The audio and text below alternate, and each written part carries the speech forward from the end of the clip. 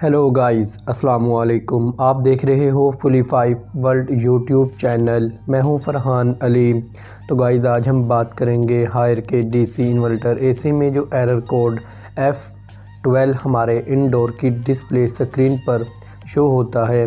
ये एरर हमारे हायर के डीसी इन्वर्टर एसी में किस पार्ट्स के ख़राब हो जाने या मिस हो जाने की वजह से ये एरर F12 हमारे इनडोर की डिस्प्ले स्क्रीन पर शो होता है।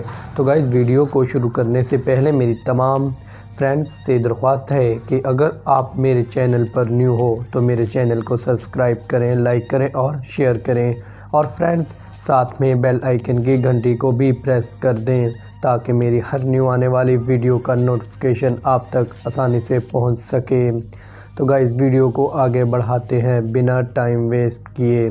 हाँ, तो गाइस, हायर के डीसी इन्वर्टर एसी में जो एरर F12 हमारे इनडोर की डिस्प्ले स्क्रीन पर शो होता है, तो गाइस ये एरर हमारे आउटडोर की जो पीसीबी किट जिसे हम सर्किट बोर्ड भी कहते हैं, उसमें अगर प्रॉब्लम आ जाए, वो सही से वर्क ना कर पाए, तो ये एरर हमारे इनडोर की डिस्प्ले स्क्रीन पर शो होगा। हाँ, तो गाइज़, आप इसके सर्किट बोर्ड को रिपेयर करवाएं या उसे रिप्लेस करें, तो इस तरह गाइज़ हमारा ये एरर ख़त्म हो जाएगा और हमारा एसी यूनिट अच्छे से वर्क करने लगेगा। हाँ, तो गाइज़, अगर आपको मेरी ये वीडियो अच्छी लगी हो तो इसे लाइक करें और शेयर करें।